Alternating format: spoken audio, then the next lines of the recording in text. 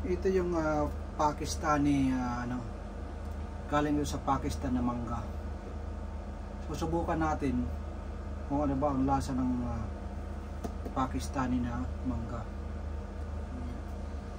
Hindi siya katulad ng mangga sa Pilipinas na mabango. First time natin na makatikim ng Pakistan na mangga. Sabihin ko sa inyo kung ano yung lasa. Oh, ang puro naman ng ating kutsilyo.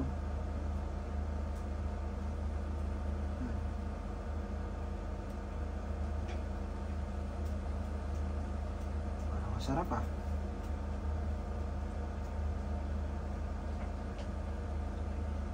Ganito yung pagbabalat. Dati po akong vendor sa Pilipinas ng mangga. Pinalad, nakapunta dito sa abroad. Ngayon, trabaho ko dito sa abroad, tagabalat ng mangga. Wow! Mayroon itong mas malaki pa. Grabe ang lalaki.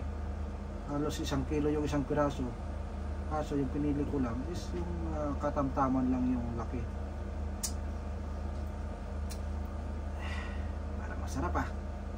Tingnan natin baka umaya. Parang lang. Oops.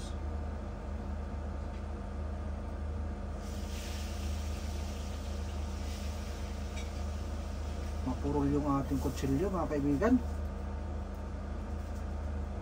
Oops. Nako.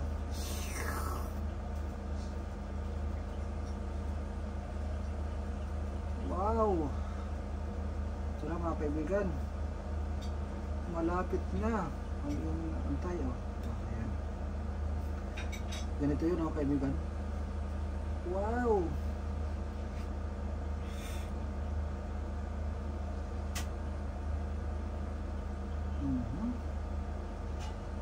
Tingnan nyo, masarap o hindi?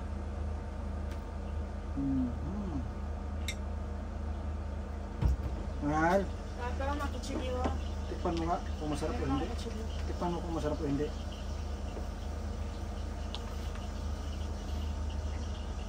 I will taste. Kain, kain. Sarap. Sarap ba? Kasi masarap, basta ikaw ang kumuloy, masarap. Mapinili mo ako. Kaya masarap ako. Panginoon Diyos, sinasabi ko sa iyo dito. Palagay mo na dun. Sorry. Lagi pa ako mausa. Pinili talaga yung mataba. Kung ikukumpara natin sa Philippine Mango,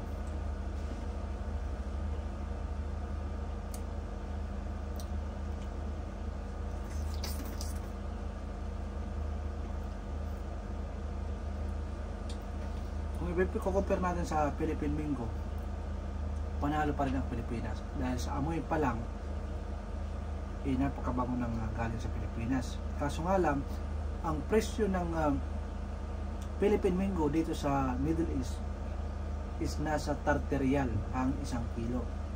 Ito nabili ko lang ito ng 4 riyal per kilo, so napakalaking diferensya.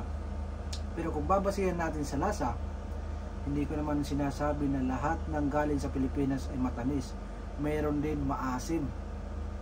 Pero masarap talaga yung natin. Pag matamis yung mangga sa Pilipinas, napakasarap at mabango. Ito, hindi katulad na parang hindi mo ma-feel yung amoy ng mangga. Pero pag kinain mo, nandun pa rin yung lasa ng mangga. Pero hindi katulad ng nasa Pilipinas na talagang lasap na lasap mo yung lasa ng mangga.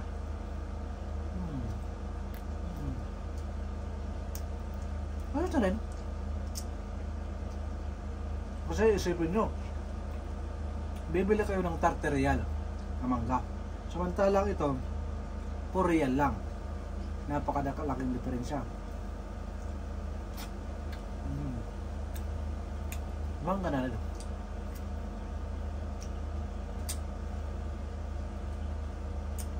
Kaya para sa ating mga kabayan, kung bibili kayo ng mangga, bumili kayo ng Philippine Mango kung may pera kayo. Pero kung kayo nagtitipid, katulad ko, abay, doon na tayo sa mangga ng Pakistan. Sila kabayan, lalo na yung mga babae, gusto nila yung Pakistan. Malalaki kasi ang Pakistan Mango. Di ba kabayan? Gusto niyo yung Pakistan Mango kasi mahahaba at malalaki. So ang sarap. Itong tatlo hindi ko kinakain kasi para yan sa aking nandun sa kusina ng luluto. Baka pagalitan ako. Hindi ko to sa kanya kasi kawawa naman nagluluto. Yung tangkay nakain ko. Kaya tayo mga lalaki, para sa inyong mga asawa, yung laman para sa kanila, yung buto para sa atin. Ganoon din kung kumakain ng isda, ganoon lang. Pag may sobra-sobra sa akin yun. Kaya kayo, basta laman sa kanila yan. Tandaan nyo yan, wala tayong karapatang kumain dyan. Yung buto lang yun sa atin.